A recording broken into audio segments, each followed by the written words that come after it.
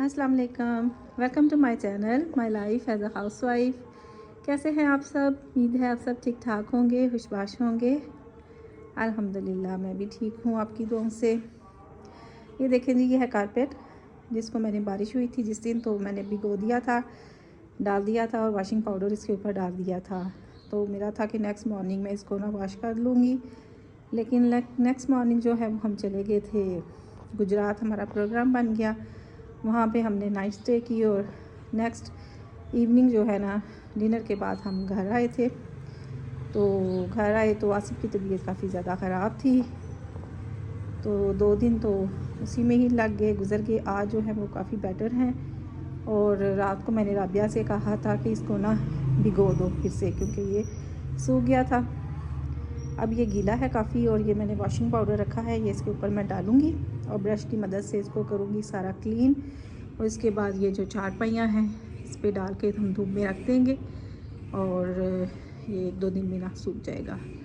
साथ मैंने लॉन्ड्री भी कर रही हूँ। आज मंडे है, मेरे बच्चों ने आज जाना है यूनिवर्सिटी भी वापस और उनकी भी मैं साथ साथ तैयारी कर रही हूँ। घर का काम तो मैंने सारा ख़त्म कर दिया है। अब मैं ये कारपेट करूँगी, इसके बाद शावर लेंगे और फिर नेक्स्ट जो है उनके जाने की तैयारी होगी, कुछ खाना वाना बनाएंगे। तो देखते रहिए इस व्लॉग को कि आज मेरा दिन कैसे गुजरता है। और हाँ, आज कुछ शायद मैं ग्रॉसरी भी करने जाऊँ तो वो भी आपके साथ शेयर करेंगे। तो चलिए व्लॉग स्टार्ट करते हैं। तो ये है जी वॉशिंग पाउडर, ये अब मैं इसके ऊपर जो है ना सारा डाल दूँगी। पहले भी डाला था लेकिन वो फिर बारिश के पानी के साथ जो है वो निकल जाता है, उसमें जज्ब हो गया था। एक दफ़ा ऊपर डालने से ये होगा कि ये और अच्छी तरह से साफ़ हो जाएगा। अब ये है कि ब्रश की मदद से जो है ना मैं इसको साफ़ कर लूँगी। पहले तो मैंने हाथों की मदद से सारा उसके ऊपर फैला दिया था, लेकिन अब जो है ना असल क्लीनिंग का टाइम है, इसलिए इसको ब्रश से मैंने सारा साफ़ कर लिया।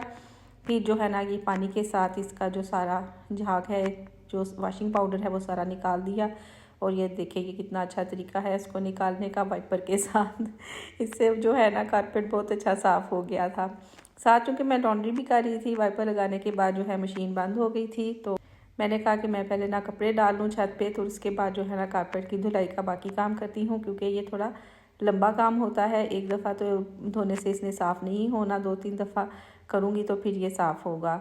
तो सुबह के टाइम ये देखें धूप भी अच्छी निकली हुई है और साथ मैंने लॉन्ड्री भी करनी है, क्योंकि मेरे बच्चों ने जाना है, कुछ उनके भी कपड़े हैं, तो ये मैं डाल रही हूँ। ये तार ख़ास तौर पे मैंने उन कपड़ों के लिए रखी हुई है जो कि कलर वाले होते हैं, जिनके कलर जो है ना ख़राब ना हो, तो वो मैं इधर डालती हूँ।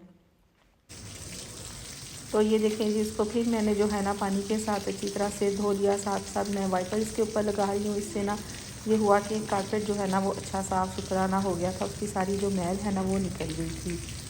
तो ये तरीका जो है ना कारपेट धोने का बहुत आसान है, आप भी घर में आसानी से जो है ना कारपेट धो दे सकते हैं। इसके बाद मैं इसको जो है ना इस तरह फोल्ड करती गई और इसकी जो बैक साइड है इसके ऊपर भी मैंने पानी के प्रेशर से ना सारा वॉशिंग पाउडर जो है ना और जो डस्ट वगैरह थी, मिट्टी थी, वो मैंने निकाल दी। जो कारपेट का पिछला हिस्सा है ना वो भी अच्छी तरह से साफ़ हो गया था, सारी मेरी तसल्ली हो गई थी। वैसे कारपेट इतना ज़्यादा गंदा नहीं था, सिर्फ जो है ना फ्रंट और बैक जो होती है उस साइड से सिर्फ ना 2 साइडों से थोड़ा सा गंदा था, बाकी इतना वो साफ़ ही था। इसके बाद जो है ना ये देखें, इसको मैंने इस तरह सारा फोल्ड कर लिया और जैसे हम ब्लैंकेट को धोते हैं इसी तरह मैंने पाँव के साथ जो है ना पानी डाल डाल के ना इसके अंदर से सारी मैल और सर्फ जो है ना वो निकाल दिया था। तो कंबल भी हम इसी तरह धोते हैं, इसको भी मैंने इसी तरह कर लिया। ये बिल्कुल साफ़ हो गया। उस वक्त तक करती रही जब तक कि पानी साफ़ नहीं आना शुरू हो गया। अब ये वज़नी हो गया हुआ था और मुझसे अकेली से तो उठाया नहीं जाना था, इत्तेफाक से सारे मद आ गया ऊपर। फिर उसकी हेल्प से ना मैंने ये चारपाइयाँ जो है ना उनको बिछा दिया था, ऊपर डाल दिया। और एक दफ़ा फिर जो है ना मेरी तसल्ली नहीं हो रही थी, क्योंकि इस तरह जो है ना चारपाइयों पे डाल के पानी डाले ना तो ज़्यादा अच्छा साफ़ हो जाता है। तो ये मैंने सारा पानी इसके ऊपर डाल के तो ये फैला के डाल दिया था। थोड़ी इसकी लेंथ लंबी थी, इसलिए उस साइड से मैंने थोड़ा ऊपर कर दिया। अब ये धूप में पड़ा रहेगा और सूख जाएगा। मशीन को रीस्टार्ट करते हैं। ले जी, ये है मंचिंग टाइम। मैं और आसिफ गए हुए थे, 2-3 काम थे हमें, तो वापसी पे हम बच्चों के लिए ना ये पकोड़े लेके आए थे। ये बड़े मज़े के पकोड़े हमारे घर के पास मिलते हैं, सरसों के तेल में वो आदमी जो है ना वो बनाता है, तो काफ़ी ज़्यादा टेस्टी होते हैं। तो ये हम ना इंजॉय कर रहे हैं और बच्चियाँ जो है ना वो मेरी तैयार हो रही हैं जाने के लिए। और ये देखिए मैं साथ साथ जो है ना लहसुन भी बना रही हूँ, क्योंकि खाना भी मैंने साथ साथ बनाना था। और ये हम इंजॉय कर रहे हैं मज़ेदार पकोड़े जो हैं, मिक्स पकोड़े। ले जी, हम आ गए हैं डेवो पे बच्चों को छोड़ने के लिए। और ये है राबिया का फ़ी वाउचर जो कि वापसी पे हमने जमा करवाना है। और ये है बच्चों का खाना, पास्ता है, राइस हैं और साग का सालन है। पास्ता और राइस तो मस्ट होते हैं, और सालन जो होता है ना वो चेंज हो जाता है, कभी कोई और कभी कोई। तो इस दफ़ा साग बनाया था तो वो मैंने दोनों को दे दिया। और ये हाफ़ हाफ़ जो है ना मैंने इनको दिया था। एक बैग ये है, दूसरा बैग जो है ना वो मेरी बेटी ने अपने बैग में रख लिया था, क्योंकि उन्होंने अपनी रूममेट्स के साथ भी शेयर करना होता है इसलिए। और यहाँ पे हम जो है ना इंतज़ार कर रहे हैं बस के आने का। और बस जो है ना वो लेट हो गई थी काफ़ी ज़्यादा। तो इसी दौरान आसफ जो है ना वो बच्चों के लिए फ्रूट्स भी ले आए। तो ये है ऑरेंज हैं और एप्पल थे और अनार थे, ये 3 फ्रूट्स जो है ना वो लेके आए थे। ये अब वो डिवाइड कर रही हैं, अपने अपने बैग्स में जो है ना वो रख लेंगी। तो यहाँ पे हमारा प्रोग्राम था कि हम ग्रॉसरी करेंगे, मैंने आपको बताया था, लेकिन नहीं हम जा सके क्योंकि घंटा डेढ़ तो हमें बस के इंतज़ार में ही लग गया कि वो रास्ते में ख़राब हो गई थी गुजरात में चलने से पहले ही। तो उसका काफ़ी देर वेट करते रहे। फिर उसके बाद जो है ना हमने कहा कि नहीं अब हम ना चले जाते हैं वापस, तो बच्चे जो है ना वो खुद ही चले जाएंगे। फिर हम ग्रॉसरी भी नहीं कर सके थे क्योंकि राबिया का जो वाउचर है वो भी जमा करवाना था, बैंक में हमें देर हो जानी थी, इसलिए फिर हमने वो नहीं जमा करवाया, ग्रॉसरी नहीं की। और यही यहाँ पे हमने बच्चों को फिर सी ऑफ किया, उनको कहा कि अब आप खुद ही चले जाना। फिर 1 घंटे के बाद जो है ना इनका मैसेज आ गया था कि बस जो है ना वो चल पड़ी है। और शुक्र अल्लाह का वो पहुँच गई थी। और जब घर आए तो नादिया आई हुई थी, वो मिलने आई थी। उसने अपना सामान लेके जाना था क्योंकि ये जो 2 हफ्ते हैं उसने अपनी अम्मी के घर रहना था। तो ये हम जो है ना मूंगफलियाँ और यूरिया जो है ना वो इंजॉय कर रहे हैं इस वक्त। इसके बाद जो है ना शाम को मैं और आसिफ आए थे हॉस्पिटल।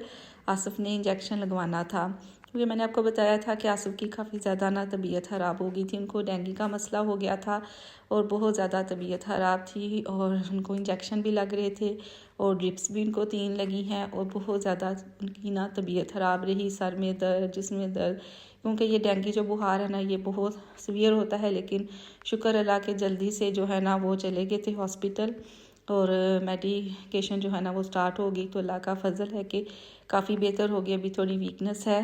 तो बहरहाल ये कि खुराक से हम जो है ना वो डाइट अच्छी जो है ना वो कर रहे हैं, तो पहले से बेहतर हो रहे हैं। और ये देखें जी, अम्मी जी आई थी भाई और भाभी आसफ की तीमारदारी के लिए, क्योंकि उन्होंने जब सुना था तो उनसे रहा नहीं गया। तो अम्मी के लिए तो आ नहीं सकती थी, तो फिर भाई मसरूफ़ थे। फिर जैसे ही उनको टाइम मिला तो वाई उनको मिलने के लिए। और ये फ्रूट्स जो है ना वो अपने साथ लेके आए थे। तो इसी के साथ ही मेरा व्लॉग भी ख़त्म होता है। मिलते हैं आपसे फिर किसी नई वीडियो में नई एक्टिविटी के साथ। तब तक के लिए इजाज़त, अल्लाह हाफिज़।